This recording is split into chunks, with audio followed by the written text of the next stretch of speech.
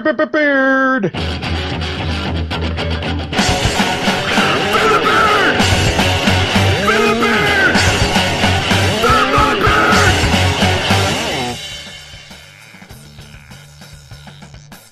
From the Fans Talk family of podcasts at fanstalkpodcast.com, this is Fans Talk Pro Wrestling.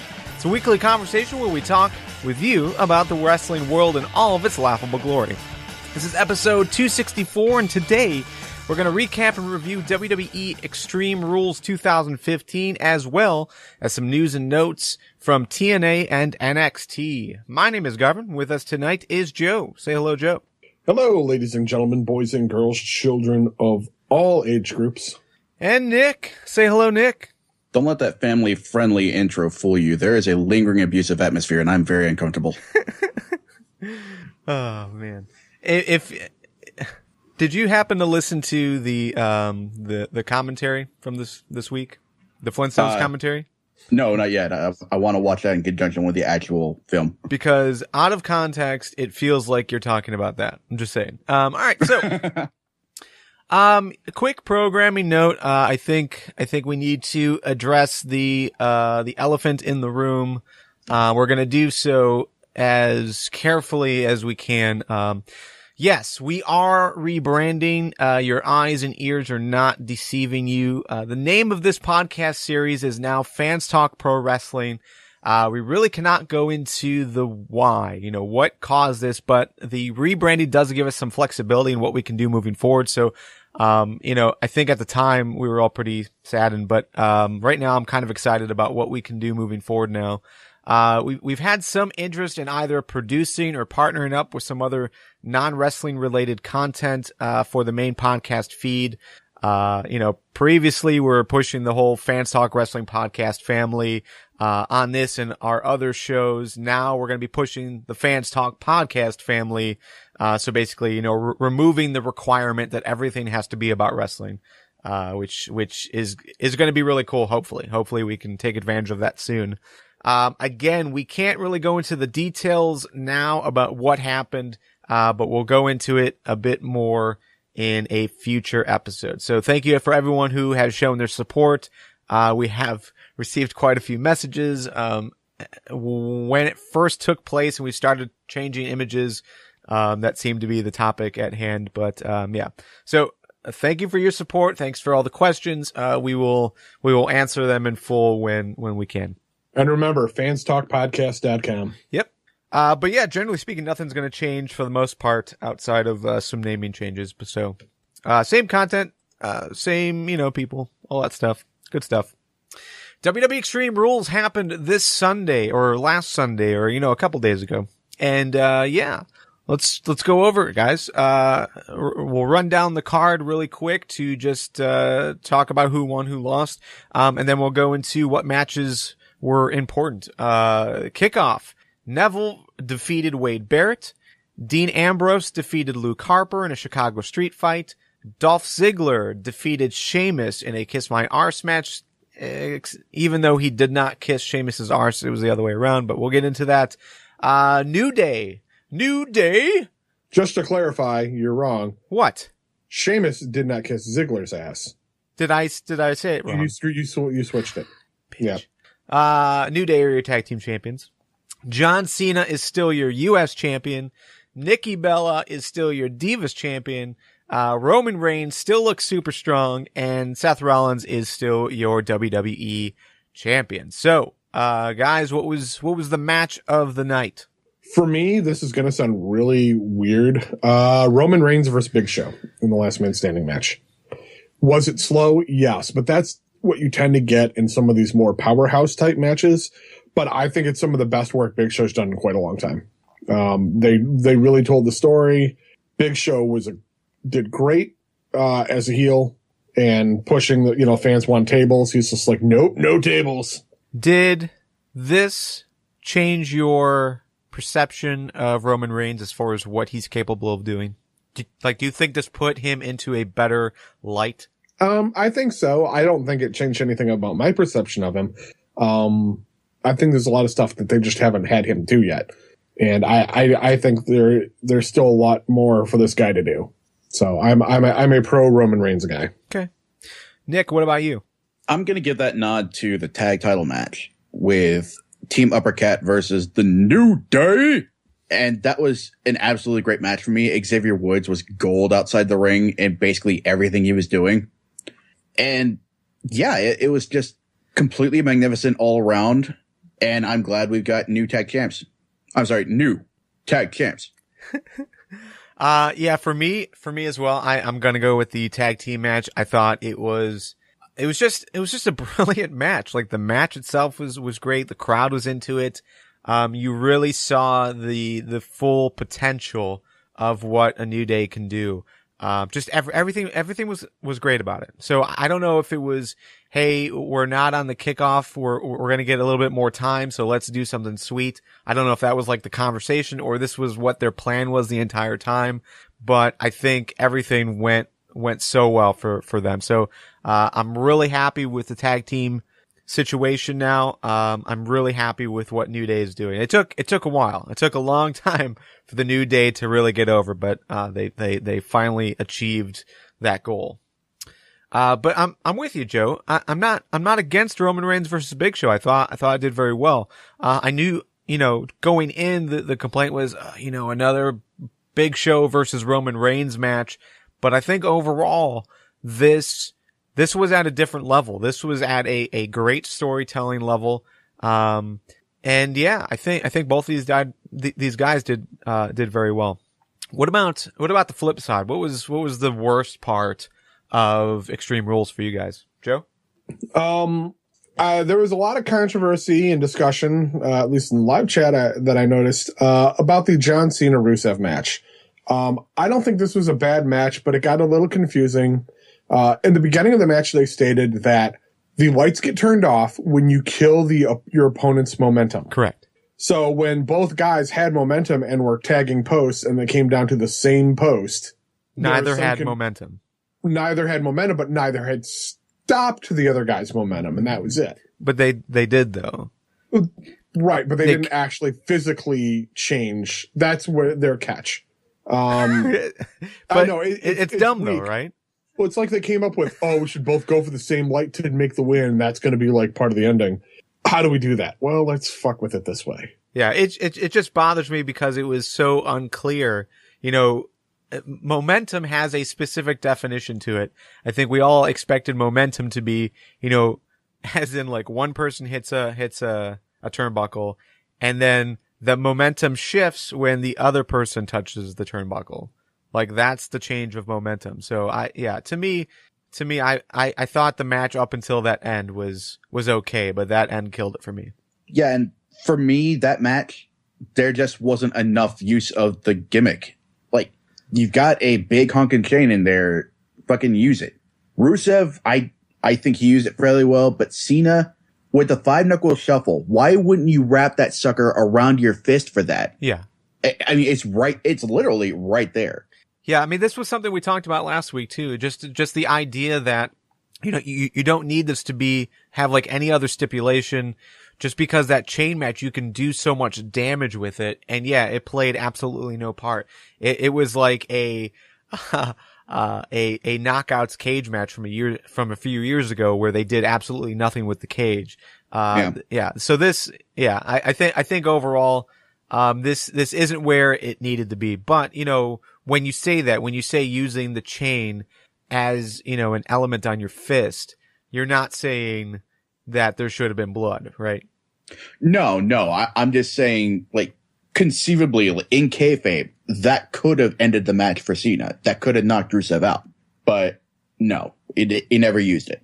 Yeah, this match would have been okay. That the non-use of the chain could have been okay if we would have seen more of these matches. Because it's so rare for them to do a strap match like this. Yeah. If we saw them more often, then it's different. Then they're like, okay, we're not doing the same old formula. But when they're this rare, apply the formula. Yeah. I did like early on when Rusev knocked Cena out of the ring and then climbed out over the ropes so that he wrapped the chain around the ropes and started using it like a pulley system to string Cena up. I thought that was pretty smart. Yeah. Yeah. I like my wife going, well, how's he going to get back in then? Like he climbs up and then goes back over the top rope. Yeah. Yeah, that's how he keeps from getting tangled up. All right, so for me, and I think we've all talked about this, it was just like the inconsistency, or at least the unexpected following of the rules for this match. But what did you guys think about the way the main event ended, as far as the RKO, the RKO being banned, and then it being used twice in the match, including one by Randy Orton? I mean, that was dumb. Yeah. Randy shouldn't have never have used, okay, he didn't use it on his opponent. So in that instance, it's not used in the match. Well, but it's not even it's not even RKO. It was also the Authority was involved in the match, even though they were banned. They were not banned. He made it a steel cage match. I thought the steel cage match was so that the Authority was removed from the equation. That's the idea, but that wasn't a stipulation. I'm sorry. That's just the speak to imply. Yeah. But yeah, that whole, it was against Kane, so it doesn't count. That doesn't wash with me because Kane was officially a part of the match. Yeah. Like even discarding that, but he was not a competitor in the match. It doesn't matter. The move was banned. Like, as a whole, the match was still going on and Orton used it. Yeah. So that should have been a disqualification.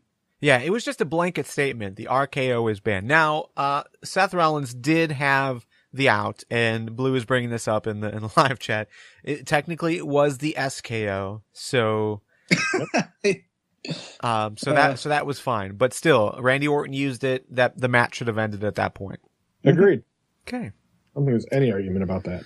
All right. So, what else? What else happened that you guys want to talk about? Like, what do you think about the Divas match? It was good from a wrestling perspective. Yeah, and Naomi's boots. Yeah. My wife wants a pair. Now I have to look for a pair. Yeah, I'm not really a fan of like the matte black outfit and then the lime green glasses and glow shoes. But the entire like attitude, it just felt like it felt completely different from what Naomi has been in the past. Yes. To me, it didn't matter necessarily what she was wearing. It was how she was wearing it. And yeah, overall, like Naomi is my favorite diva right now. I think I'd have to agree with that. That entrance was awesome. It was just awesome. Yeah. Yeah. That's the best word for it. Yeah. Yeah, I liked it. I think all of us wanted to see Naomi win. I guess I'm okay with Naomi not picking up the win here. Hopefully, though, she does get that opportunity because, with Paige off TV for a little bit, who knows how long the Bellas are going to be around. I get the impression they're not going to be around much longer. Well, they are seemingly breaking them up.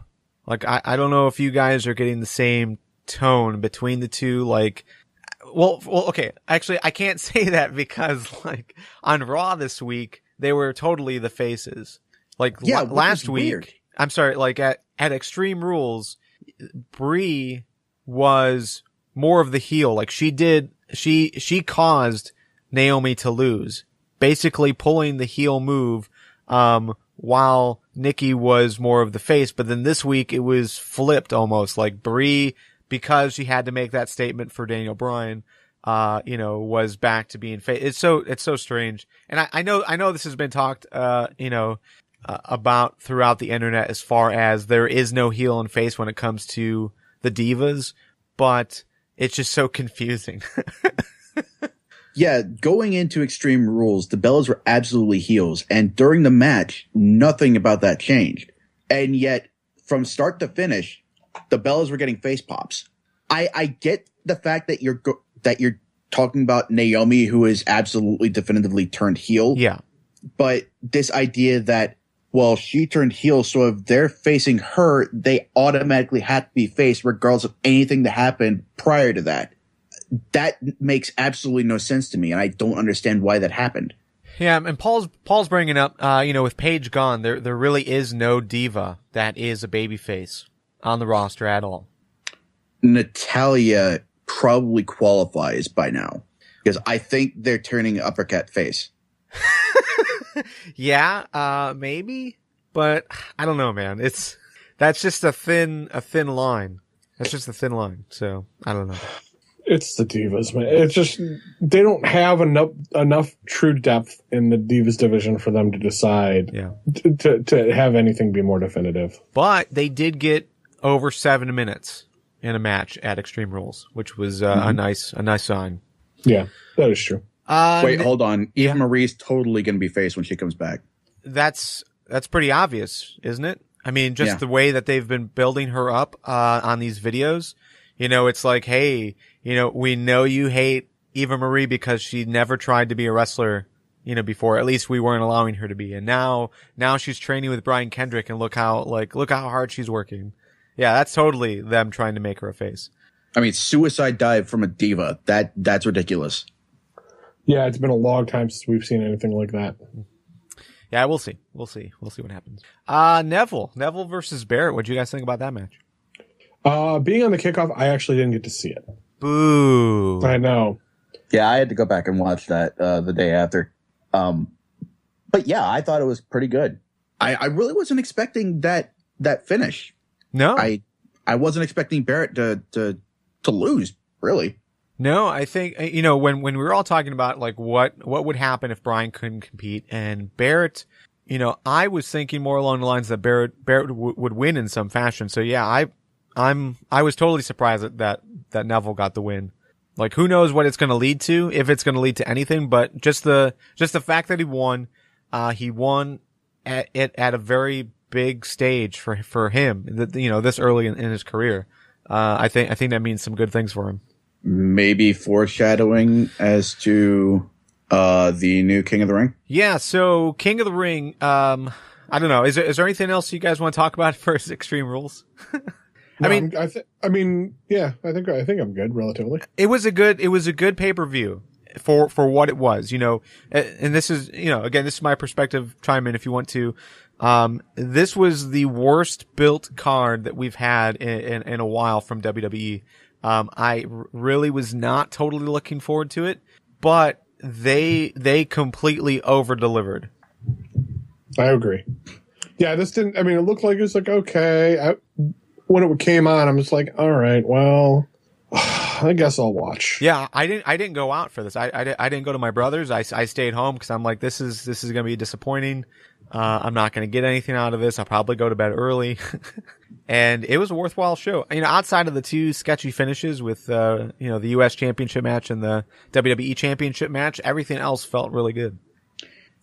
I think the street fight was kind of a wash just because of the way it was handled. Like, they were gone for an hour, and then suddenly Ambrose comes back and almost runs over the New Day. That was pretty funny. Yeah. I mean, Harper rolls out and Xavier Woods immediately was like, oh, you get beat up. I would have laughed if they would have just held it off and just continued on Raw. That would have been pretty magnificent. Like, to imply that they've been fighting the entire time. And you totally believe it too. Yeah. Just with those two guys. And then Paul Bear's still in the freezer. Yeah. Uh-huh. Yep. All right, so that was Extreme Rules. Again, I think it was a good pay-per-view for all intents and purposes. It didn't necessarily end all the storylines. We're going to get quite a few rematches at WWE Payback. Like right now, it looks like we're going to get Sheamus versus Dolph again. John Cena versus Rusev. Is it just me, or did the Kiss Me Arse match end any excitement I have for a continuation of this feud? Any continuation for this feud or any real build for Sheamus? But let's be honest, Sheamus was the problem in this feud in the first place. I don't think it kills his build, because if he'd ended up kissing Ziggler's ass, then yeah, absolutely. But that didn't happen. Sure, but it was I feel like he just lost the week before. Am I right? Am I right at remembering that? I don't remember what match you're referencing. Me neither. No, I don't know. I think Sheamus looks strong coming out of that, despite the loss on paper. So for me, I think he's still got clout moving forward. It's just, it's hard to bring myself to care. Well, the premise is just weak. Yeah. And I was more than a little turned off by JBL's apparent raging boner for watching one man kiss another man's ass. Well, technically it's arse. And was JBL ever part of the Kiss My Ass Club? I don't remember. I don't think so. Because if it is, then it's just like, finally, somebody's got to kiss somebody else's ass besides me. Yeah, I don't think so. I don't think he was a part of that. Yeah, with all the ass kissing I do on commentary, it's about time somebody got around it. By the way, related somewhat, I was talking to Martin, Dragon Heat from the Minecraft server, and in the live chat when he's in. This is news to me, but I always thought that arse was just how the UK said, like, I thought that was just their term for ass. That's what I would assume. But it's not. I mean, okay, there's two terms. They actually do use the word ass, but for donkey, and arse is for the rear. Like, we merge it into one word, and they keep it separate. Okay. I found that interesting. I just want to throw that out there. Oh, I thought you were going somewhere else with this. Okay. No. just throwing that out there. I thought it was like fanny, how we use it to mean a butt, but they mean for a vagina. No. Or is that not Australian like that's got that issue? No, I think that's that's the UK. definitely the British Isles. Yeah. Especially Scotland. So yeah, just throwing it out there. I thought that was interesting. That was our pre-show conversation during the Extreme Rules live chat. So anyways, King of the Ring is happening. This is news to all of us. Like, where did this come from? This was something that we've been wanting for a long time. They decided to bring King of the Ring back. I don't even think they like announced it. It was just like a little teaser that they put in a video to promote the network. Yeah, it felt like it was in response to Daniel Bryan's cancellation from Extreme Rules. At least the time I spotted it. People in the Extreme Rules audience even said, we had no idea until they flashed a graphic out, but they never said anything. Yeah, there was nothing said. It was just, it was up on the screen for like 2 seconds, and that was it. So I think it was Paul Jordan that noted it, from PW Pop. And I looked back and I started searching the internet for like news that King of the Ring was coming back, and no one had anything. But yeah, so really strange how they did this. It's going to be a 1 hour special. It's actually going on, right now on the WWE network as we record. We're probably going to be keeping our eye on it to bring it into the conversation. But, yeah, it's going to be like when it ends, we're going to be in non-WWE conversation probably. Yes. By the way, the current match is Sheamus versus Neville. Garvin, you're JBL now with your European cultural references. I gotta keep us smart sounding. So he's not the JBL. Yeah. So, okay. I was making a segue. What was the conversation? King of the Ring? Yeah, but we were getting into the King of the Ring from the Extreme Rules conversation. Foreshadowing with Neville's win over Barrett. Oh. Yep. Okay. Well, anyways, King of the Ring is happening right now. It's got, the original bracket was, Barrett versus Ziggler, Truth versus Stardust, Sheamus versus Ambrose, and Neville versus Luke Harper. And that was, that all happened on Raw this week. Barrett, Truth, Sheamus, and Neville moved on. So, yeah, there is the possibility that we will get, Bad News Barrett versus Neville in the finals. Currently the bracket is Bad News Barrett versus R-Truth and Sheamus versus Neville. I can't imagine Neville wins unless Dolph gets involved. But Sheamus could win if Dolph gets involved, much like the first round. Oh. Because he caused the DQ. Good point. Damn, yeah. Good point. So maybe. Could you imagine if Dolph got involved enough that he actually makes Sheamus king? It was all a work. A work. There we go. Yeah. Yeah. I don't know. From this right now, and again, we'll talk about this as it takes place while we're recording. But definitely like Bad News Barrett versus Sheamus, I think would be a great final. I can't really see Neville being there, and I can definitely not see Neville winning. I mean, I would be amazed, and that would be awesome, but I just can't see it. I mean, I don't want to say that he's the least likely because you also got R-Truth in there, but he's got to be the least likely to win. Yeah. Then again, I would have said the same about the kickoff match. True, but King Barrett and King Sheamus, I think they would work that very well. King Barrett was my original prediction. We've already had King Sheamus before. Have they ever repeated a king? Ooh, that's a good question. Let me pull up the good Wikipedia. If it was with anyone, I'm guessing it had to be Regal because, come on, that name. That's a very good question. Repeat is not coming up, so I'm going to say no. But yeah, Sheamus was actually the last winner. King of the Ring 2010. And it was pretty uneventful. I mean, like, they kind of made him king, and then nothing really happened, and then I think he became the U.S. champion, or was just the U.S. champion around that time. It was Sheamus versus John Morrison in the finals. Oh, God. Wow. Oh, man. But that was like a 16-person King of the Ring. That's when they still kind of gave a shit about King of the Ring. Yeah, so okay, let's talk about this real quickly. King of the Ring. I mean, I suppose we have to wait to see how this all plays out before we really judge, but are you okay with them doing a live special, network only type of thing like we're getting right now? Or do you think it really requires a 3-hour pay-per-view? As much as I would have loved it to be a pay-per-view to really bring it back and give it meaning, if they're not going to do anything with it, this is fine. This because it's still special. It's a network exclusive, but they're not just shoving it in a hole. But I don't know. I'm okay with it for what they're doing. For as small as the tournament is now, it's okay.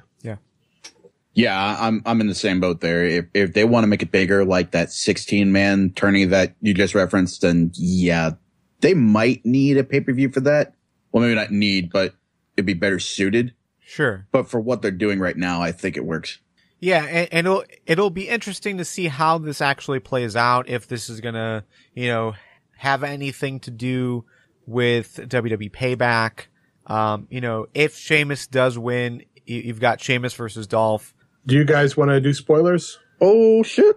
Yeah, everyone that is in the live chat, we're going to do spoilers just because a majority of people are going to be listening to this on demand. So apologies, but cover your ears. Adrian Neville has just beaten Sheamus. No shit. How? Yep. Tell me how. Ziggler came, well, with the red arrow. Ziggler came out and distracted Sheamus by standing on the stage with a mic talking crap about the Kiss Morris match, and it allowed Neville to drop him and hit the red arrow. That's fantastic. Nice. And by the way, Joe's got this on his TV. I'm not watching, but we will watch and maybe, throw up some tweets or something afterwards just to do it, I guess. But yeah, we're definitely going to watch this. So yeah, Joe, keep us. Yep. Will do. All right. So still no word on Daniel Bryan. Brie appeared on Raw this week, basically almost went to tears a few times, saying that Daniel Bryan, really wishes that he was wrestling.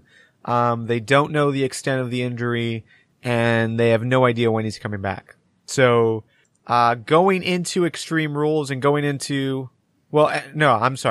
once it was announced that he wasn't going to be in Extreme Rules and going into Raw, I was expecting a retirement speech. I don't know about you guys, but that's where I thought it was going to go. So now that it's delayed another week, I'm still feeling that way. Like, what are you going to do with this guy? Like, do you strip him of the title again and put him back in rehab and see what happens, or what? How do we move on, or how do we move forward? Yeah, I'm really not sure. I have to think that the WWE really wants to avoid stripping Daniel Bryan of that title, because that's 2 straight titles that's happened to him. On the other hand, if his neck really is fucked, or if he's got some other similar sort of injury in terms of seriousness, yeah, you'd have to strip him, and you might even get that retirement speech. Yeah, I feel like at this point, if we go another week and Daniel Bryan is not healthy enough to compete or even show up, the only proper thing to do is to move forward, strip him of the title. I mean, even if he does show up next week and is completely healthy and ready to go, there's got to be so many doubts by WWE that he can really move forward.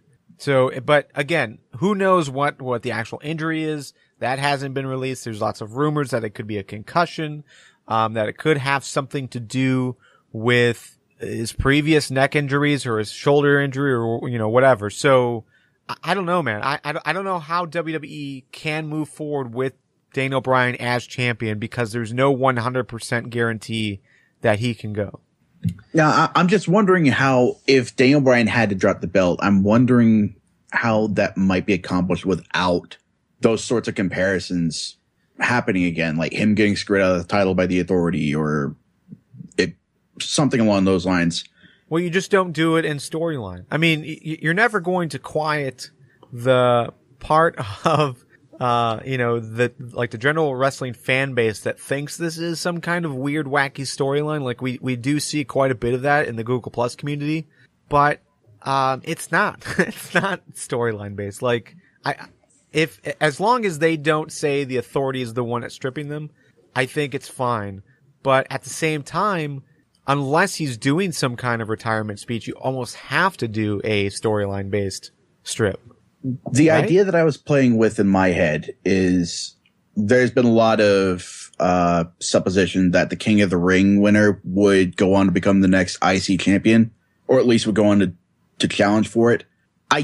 Correct me if I'm wrong, but there's no special sort of authority associated with King of the Ring, right? No, you just wear a crown and a robe and you sit on a chair. Okay. I think you get like one of those king stick things, whatever those are called. Yeah, the scepter. Because the idea I was playing with king was, stick thing I think could catch on. The idea that I was playing with is, what if the King of the thing. Ring decrees he hasn't been around for a while, I don't like his face, he's not the IC champ anymore. Fuck the jabroni. Yeah. What about this idea that's being thrown out by Robert in the live chat? And I've seen this a few times. The idea of maybe just keeping Daniel Bryan off of TV until he can compete and have a second Intercontinental champion, like a placeholder champion.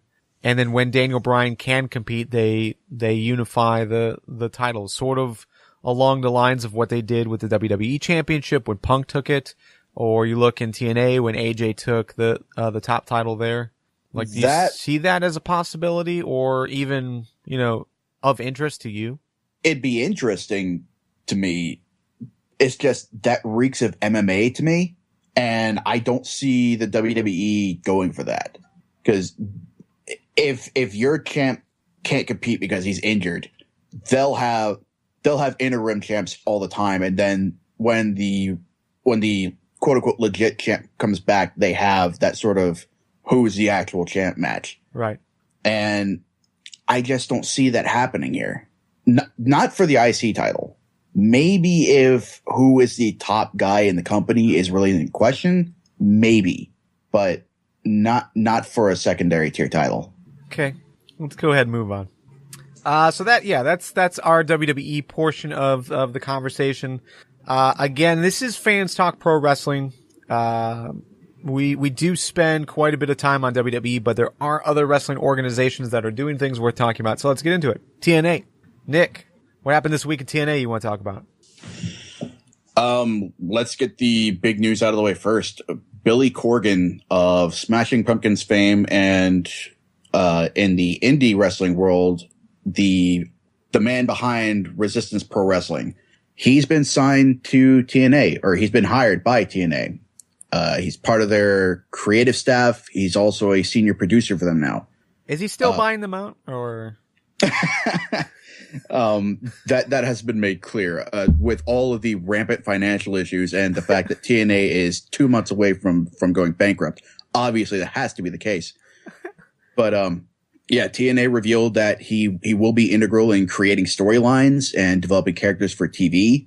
He'll also be going with the team whenever they have shows. Like, they go to the Impact Zone, he's going to be in the Impact Zone, doing production. Same applies if they go on the road, I would assume. Now I've seen a lot of people question, like, is TNA just so desperate for money that they're getting any sort of money marks they can? Like Chewy. Yeah. You saying Chewy does anything to get money? No. Chewy criticized. I don't know much about this story at all, but TNA sucks. Yeah. If you want a good laugh about TNA, go to botchbot.com and check out the latest comic entitled Total Nonstop Accusations. It's fantastic. Yeah.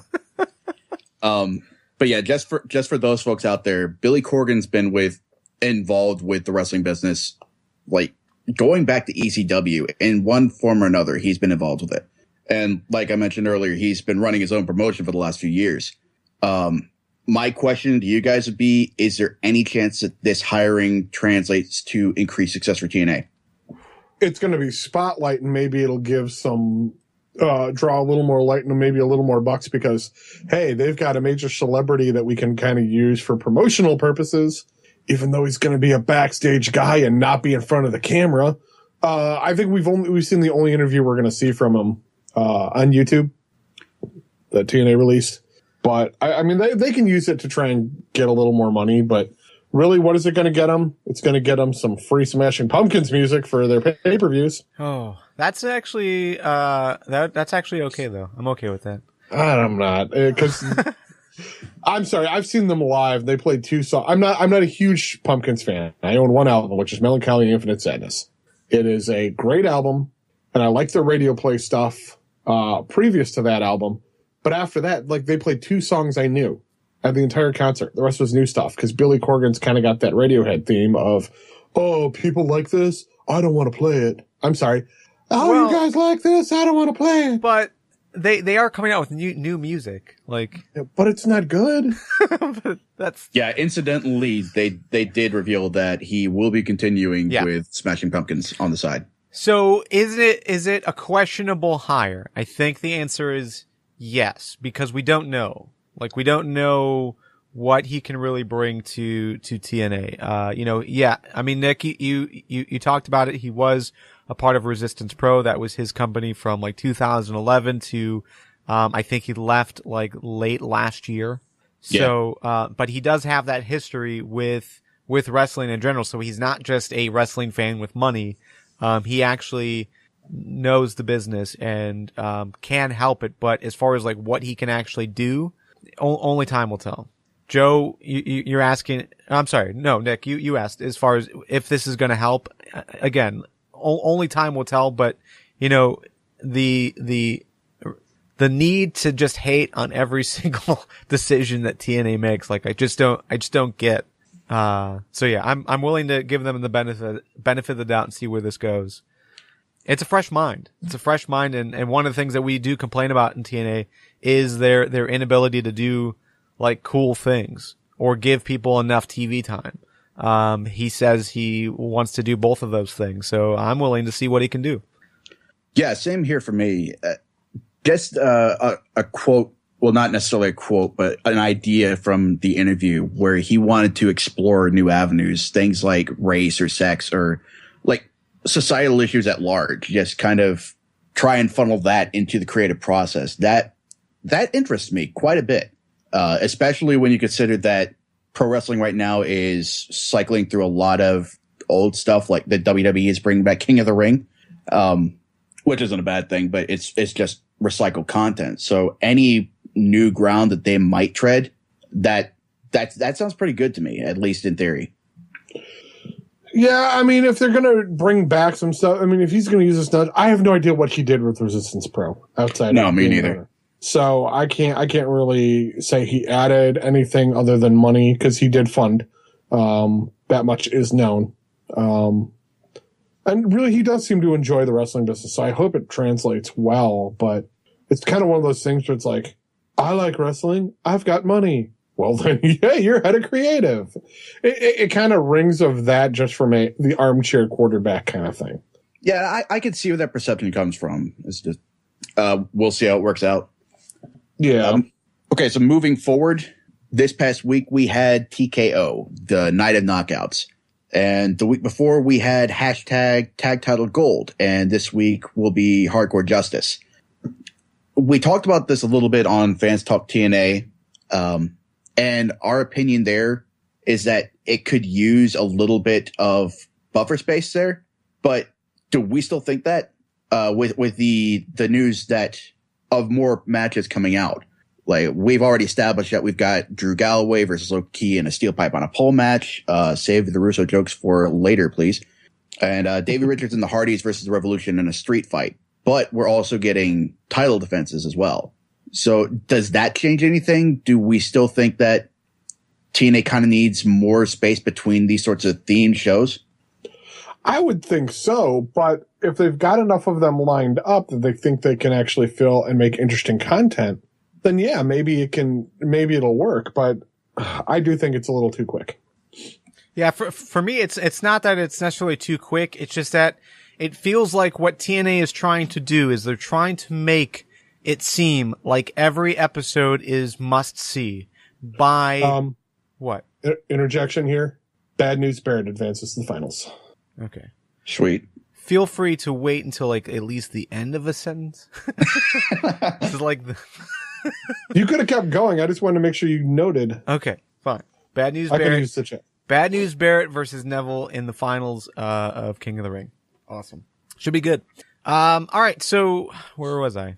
Oh, so my issue with this is that TNA is telling us that every single episode of Impact is must see, not because of necessarily like the ring work. Like they're not letting their shows speak for themselves. Instead, they're putting like these really unnecessary and a lot of times inaccurate descriptions on the shows. Like this was the night of knockouts, even though 2/3 of the episode had nothing to do with knockouts.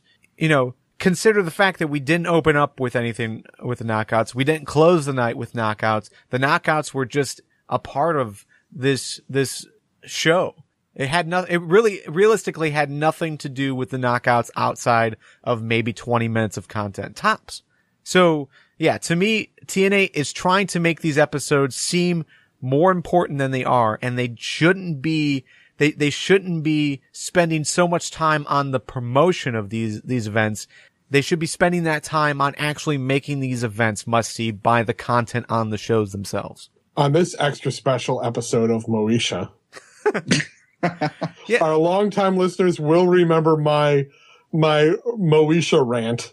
And it was about this kind of thing. Like if every show is supposed to be special or it's supposed to be like truly like a must-see kind of thing, like they make a big deal about every single episode, then it loses that luster. Yeah. And that's what they did in that TV show, Moesha.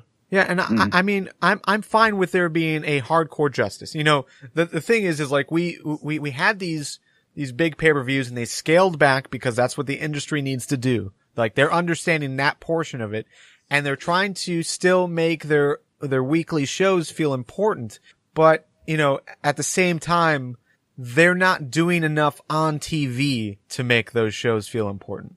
I mean, I know this might sound strange to some of you because we have been called everything, including TNA apologists. But the fact is that, you know, you need to spend time on the actual shows themselves, not the marketing of them. It's like Extreme Rules. Extreme Rules was poorly built. It was under promise, over deliver. And that's what TNA needs to start doing. Under promise and over deliver. Yeah. If you got to pick one, definitely pick the delivery. But on the subject of hardcore justice, we rattled off the 4 matches that we know about, the pipe on a pole and the street fight. Just to reiterate for those that haven't, caught up on the news yet, the Knockouts title match will be at Hardcore Justice, Taryn Terrell versus Brooke. Gotta imagine the Dollhouse is getting involved. And also, possibly, yeah. Yeah. And also, Rockstar Spud will be making his second X Division title defense, and it'll be against Kenny King and Mandrews in a triple threat match. Wow, Mark Andrews, huh? Yeah. That's an interesting addition.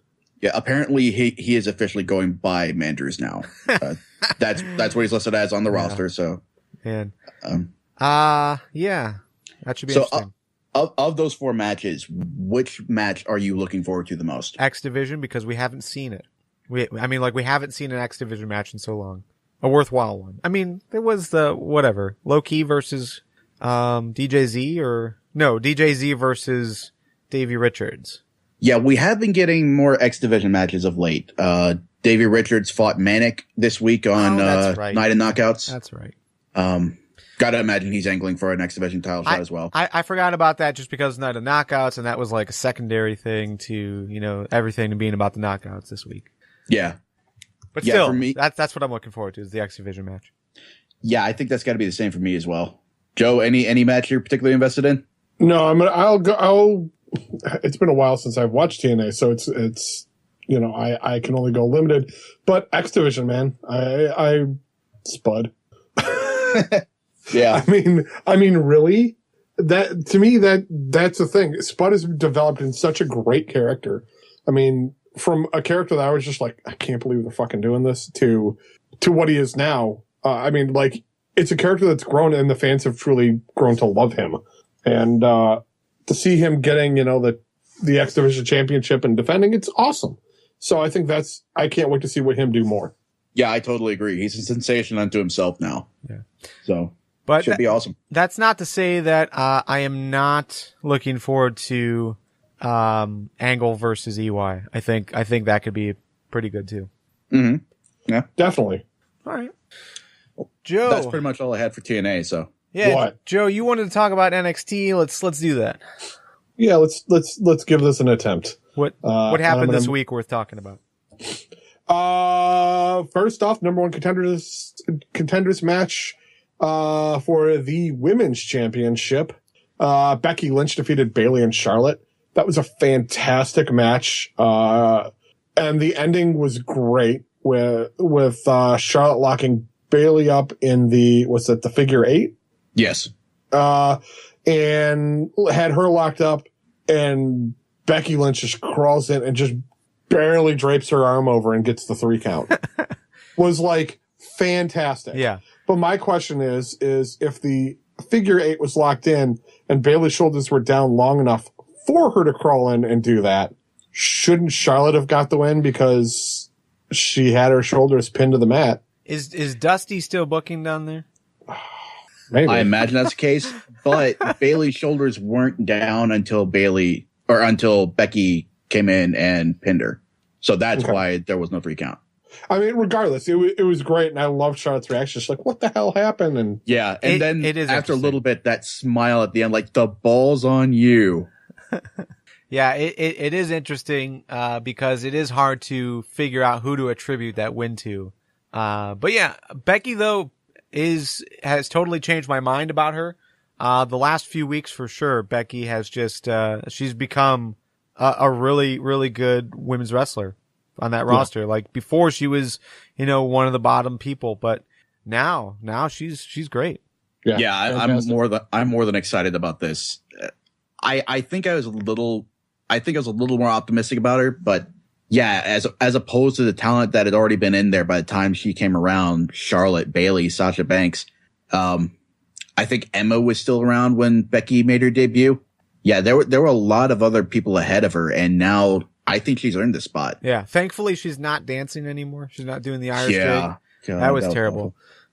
Speaking of, just being at the bottom, CJ Parker.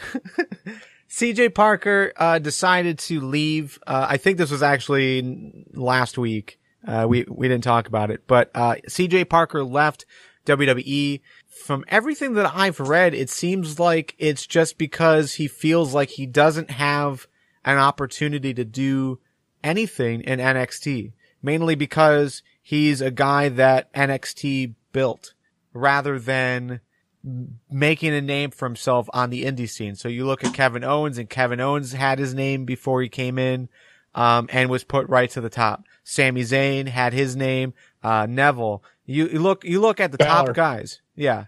You look at the top guys, and they all made their names, on the indie scene, and they skipped over everyone else. So what do you think about that? Do you think CJ Parker leaving to make a name for himself on the indie scene before coming back to NXT? Do you think that's a necessity, that's the direction that WWE really should be going? I don't believe so. Oh, go ahead, Nick. Go ahead. I don't think that's a prerequisite. It certainly helps if you show that you can build up a following the way that Itami and Balor and Owens did. And maybe to a lesser extent, Neville did. But that's by no means prerequisite. For one thing, Roman Reigns is a thing. Yeah, he's got the family ties, but he had no wrestling experience whatsoever before he joined the WWE. If you want to step outside his name got him in there kind of debacle, look at Enzo Amore. No wrestling experience before he signed with WWE a couple of years ago, and he is on top of the world right now. CJ Parker, I never thought he was that great. He's a decent wrestler, but his gimmicks have blown severely. And given the freedom to experiment that you've got in NXT, I have to imagine that a lot of that is on him. So I don't think spending time on the indies is going to help. Yeah, and listening to interviews and whatnot, guys need to be able to take something and make it their own. And I just don't think he did. Someone will get stuck with a crappy gimmick, but you got to tweak it and you got to find a way to make it your own and make yourself stand out. And I think that's what he didn't do. He did the thing where, well, I'll just wait for creative to come up with something. Bag that. Do something. If you're making somebody laugh backstage or something, push it. Push it to the writers. Push it to everybody so that you can get that shot to put it on TV to see if anything's going to stick. Put it in front of the fans. I mean, that's kind of the thing, because I've seen pictures and video of him outside of the WWE, like going to SeaWorld. No association with the WWE whatsoever. He is that eco hippie guy. Like that's the old Steve Austin turn yourself up to 11 kind of deal that I think he was trying to go for. And again, I think that's a personal failing on his part. I just don't think he can. Character wise, no. I'm in agreement. As far as this whole idea, I can understand his frustration that you basically are working hard in the WWE system. You're being molded the way WWE wants you to be. And then you're leapfrogged over by 10 other guys, that never had any kind of experience in the WWE system. They just had a name and they were propelled up. So, I mean, I can understand his frustration, but really what bothers me is that, despite the inability for his character to get over, these last 4 matches that he's had have been night and day compared to anything that he has ever done before. From breaking Kevin Owens' nose on, CJ Parker has been fantastic in the ring. Like he's dropped the majority of that gimmick, but is now like, and again, like I think we just saw his last match this week, but he did really well. Like I'm curious why they never allowed him to do this well in the ring before. I think part of that's just who he's wrestling. Because Owens, Balor, Itami, I don't think he's wrestled anybody else since that match at TakeOver. Yeah, I don't know. I mean, it's like if he would have wrestled this way the entire time, I think a lot of us would look at him a lot differently. Yeah, I mean, God knows any sort of gimmick can get over there. If Tyler Breeze can get over with that gimmick, anybody can get over with pretty much anything if you really try hard enough with it. Yeah. All right, so anything else in NXT, Joe? In NXT, Kevin Owens beating Alex Riley. Yeah, what do you think about Alex Riley's future in WWE? Like he went to the commentary booth for a while. Now he's back in the ring with like this new energized character. Do you think that this is the restart of his career, or like where do you see this going? Well, man, he got hyped. He talked with Mojo Riley and he's hyped. No. I think he's got a place in the WWE. I don't necessarily think it's in ring. Unless he got more into the training, at NXT. I mean, he's one of those guys that maybe it doesn't translate well, but like, what's his name? Who just left as a trainer? Bill DeMott. I mean, Bill DeMott never got over to me anyway in the ring, and obviously in WWE never got big, but I mean, he could sling some racial slurs, and that got him a paycheck. I'm kidding. I mean, he did, but he did train guys well, no matter what his methods were. I'm not gonna. It's okay, Joe. It's funny because it's true. It's funny because humorous, you might say.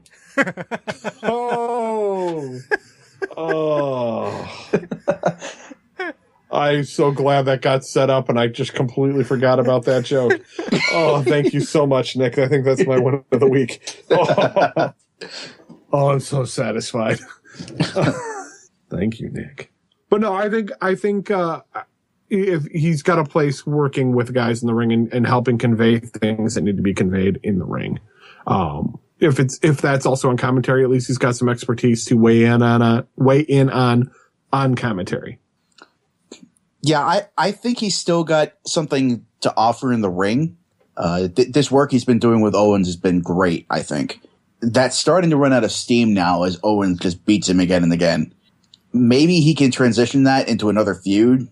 Say you've got some other heel. I don't know, maybe Tyler Breeze mouthing off at him about how he can't get the job done, how he can't win the big match. And they start feuding. But yeah, I think Riley is great on commentary when he's paired with the right people. I don't necessarily know how much he can offer as a trainer. The experience, sure, but it's just hard to gauge that sort of thing unless you actually see it, like evidence of it. But yeah, he's absolutely got a place in WWE still. I don't know. I don't know if I agree. I think he missed the boat. Like when he was partnered up with Miz and then when he broke away from the Miz, I think that was the time to really push him. I don't remember what happened. Maybe he got injured or that was the rumored Cena incident that took him off TV for so long. But that killed his momentum enough that I think I look at him compared to anyone else on the NXT roster and I don't see him standing above really anyone. So if he can't stand above a group in NXT, I don't see him having a place in ring in WWE. He doesn't have a strong enough character. He's not strong enough in the ring. Yeah, I think I'd much rather him go back to commentary. I think he's a serviceable Matt Hardy guy. Just build up guys in the mid card. Yeah, but how many of those types do you need? That's like a majority of WWE's roster. Well, down in NXT, I mean, CJ Parker left, so you got nobody left to job to the new guys, the new big names, actually. Okay. Joe, any updates for King of the Ring? Looks like we're getting right to the end. So if somebody else wants to go, oh wait a minute, we're this could be the end. Hold on. Oh, time wise, it should be. And la la la la la la la la la la la. Oh, maybe not. Okay. The live chat says we have a new king. Are you not live? Apparently not. Yep, there's the new king. Who is it? Barrett. Bad news Barrett. Barrett is your new king. Very, very cool. Yeah, I'm not bothered by that. Again, I would have been amazed and in awe if Neville got that, but, I think Bad News Barrett or King Barrett, I guess we can call him now, is a great. Bad News King? Yeah, no, King Barrett. We already have a Bad News King. He's on the commentary team. If Neville had won, would that make him King of Space? I thought that was Cardiac King. No.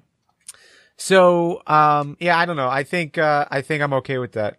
You almost do need a British voice there. Like Regal being king worked. Sheamus, obviously from wherever he's from, UK-ish. Scotland? Is he from Scotland or is he from Ireland? Ireland. Our Irish listeners are going to be incredibly pissed off. Give them a potato. They'll be okay. Yeah. I did that for Victoria Earls, actually. All right. So, yeah. Awesome. I think I'm okay. Win, fail. Women wrestlers aren't getting paid? Why do you do a job? Here is your win. You do any job, and fail is to fucking get paid! Of the week. Joe, what was your win of the week? I've been debating whether it's going to be my initial win or Nick making the Hugh Morris joke. I'm actually going to go back to my original one, which was the progression of Kane. It's been like a slow burn, pardon the pun, but they're actually making him relevant in the upper card. So it's cool. I like the fact that they're doing something with him and helping develop his character again. Because Kane needs some love. Yeah, Kane's built, dude. I don't know what took place, but just over over the last 6 months, he went from chubby, ready to retire Kane to like completely ripped and toned Kane. And yeah, I think overall he's got a long career still in the tank. Maybe another 2 years. Yeah, I don't resent that backtracking of wins at all because you are absolutely right. Kane is doing great right now. Yeah. Nick, your win? We didn't talk about Lucha Underground on this show. Yes. Tune into Fans Talk Lucha if you want to hear about that. But my win was Angelico's leap off Cueto's office. I mean, my God, I swear I saw wings on that dude when he made that jump. That was ridiculous. By far, I'm in agreement. That was probably the best spot in wrestling this week. For sure. Fuck you, Shane O'Mac. Definitely. Don't quote me on this, but Lucha El Rey's YouTube channel, I hear, has the full match that spot occurred. So definitely check out their YouTube channel. I hear they're like releasing full videos now. Not of the full show, but of the individual matches that are taking place. So sweet. All right. So yeah, Angelico, that was very good. My win is going to go to the picture-in-picture promos that have come back in full force on WWE TV. It seemed like just about every single match had the picture-in-picture promo where you've got the little screen at the bottom with whoever is in the ring at the time, basically building themselves up or building the story that they're involved in up. They weren't relying on commentary to tell that story. It was them in their own voices. And I think that was really cool. And I hope that's a trend that they continue. But, historically, they bring that back every once in a while and then remove it again for absolutely no reason. Wins from the live chat. We've got, major props for Angelico, Lucha Underground as a whole. And again, fanstalklucha.com. That is, one of our child series, that we just talk Lucha Underground. So definitely check that out. The new tag champs. Dario Cueto overall in Lucha Underground. So yeah, I think Lucha Underground continues to be the win of the week for a majority of wrestling fans. So consistent in walking away from every show happy that I watched it. I can't say that for any other group right now. Let's go into fails of the week, Joe. My fail of the week, it's going to be the Rusev Cena storyline, that we're getting yet another match. Although I did laugh pretty hard when the crowd chanted, "We want Lana," and she got up on the apron and started waving. Like, I thought that was just a spur of the moment fun thing, but it obviously worked into the match. Yeah. This is the last match though, by the way. Yeah, just like as Kayfabe News pointed out, Rock versus Cena was a once-in-a-lifetime opportunity. Well, if Cena... Okay, let me take that back. If Cena loses, then he's out of it for good. He's not going to use his rematch clause. Out of the U.S. title race or out of wrestling? Title race, dude. Okay. Be real. Because I can totally see them making that claim, and no, that totally gives away the finish. Okay. But no, and throwing their Rusev not coming out in the tank. But they did show it on TV though. But he didn't come out in the tank. I know. But they did show it. It was on something. I don't remember what it was. It was flashback when they were flashing back to Mania. But oh yeah, that's right. Rusev needs the tank, damn it. Yeah. All right, Nick, your fail? I'm going to reiterate my fail from Fanstalk TNA, and that's No Bram versus Tyrus. Again, I just really had my heart set on that feud, and they dashed my hopes and dreams, and I hope they burn in hell forever. Burn in hell. Yeah, there's still time, though. I mean, they couldn't do that and have Tyrus holding balloons with an oversized fedora. That was a great spot. All right. So fails. Well, fail for me. I think my fail is, just the Daniel Bryan situation. Just the fact that we don't know, that no one is willing to express any kind of small, minute detail of what's happening. It's just that, I don't know. I just don't understand, why they won't even allude to what it could possibly be. I mean, we're already we're speculating already. Like, why not just give us a little bit of information so we're not speculating as hard? So, that's it. But I hope he does return, and I hope he's okay, but I'm starting to doubt it. Fails from the live chat. We've got Taryn Terrell joining the Dollhouse Girls. Nope.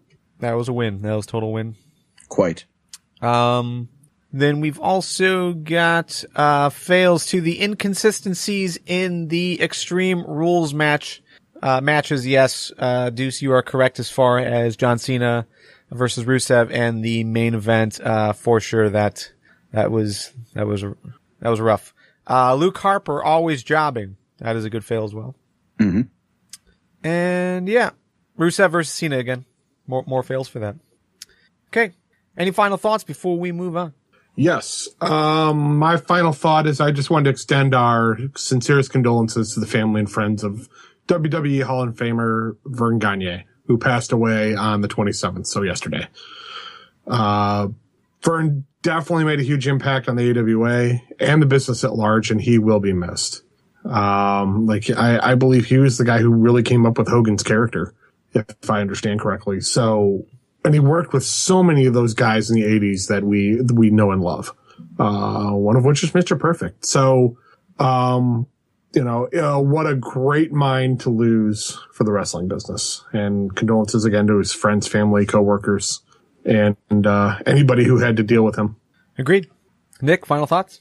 First, I want to mention, Garvin, your fail about the lack of transparency about Daniel Bryan. Somewhere, Cody Rhodes is getting a boner about kayfabe holding strong, and he doesn't know why. It's good in some situations. This is a different situation. This is like, I don't know. Yeah, there are no shades of gray for Cody Rhodes. He's constantly bitching on his personal account about how everybody wants to get behind the curtain. So, but on a more serious note, congratulations to Davey Richards and Angelina Love on their engagement. Many happy wishes to those two. That's a weird couple. It is. My final thought, actually this news broke maybe about an hour ago. I just happened to see it as I was looking to see if there was any news about Daniel Bryan yet. Jeff Hardy is injured. He broke his leg riding a dirt bike. Oh yeah, I did see that. Yeah. So Dixie Carter made the announcement on Twitter, but yeah, so Jeff Hardy is injured, and that muddies up that tag team title situation so much because they just dropped the titles because Eddie Edwards was hurt. Now Jeff Hardy is hurt, so should be interesting where they go from here. I wonder if they would have Davey step in for Jeff. Davey said wolves don't fight alone or something like that, even though he's still fighting, I don't know. But if he joined up with Matt Hardy, then they wouldn't be the wolves, they'd be the wolves. But because the Hardys can't say wolves. Yeah, I can't, I can't imagine they would do that. Even on a temporary basis, because just the way they dropped the titles, Davey said he wouldn't find another partner, and this would basically be him indirectly finding a partner. But if the Revolution is challenging for them, and the alternative is that if the Hardys drop the belts, the Revolution gets them, I could see Davey wanting to prevent that from happening. Depends on how they play it, because you've also got Magnus. Magnus does have a title shot. I can't imagine he would waste it on this specifically, but are you saying that he would cash in the title shot to take the belts from the Hardys, or that he cashed in to become Matt Hardy's tag partner? Neither sounds very good when you say it like that.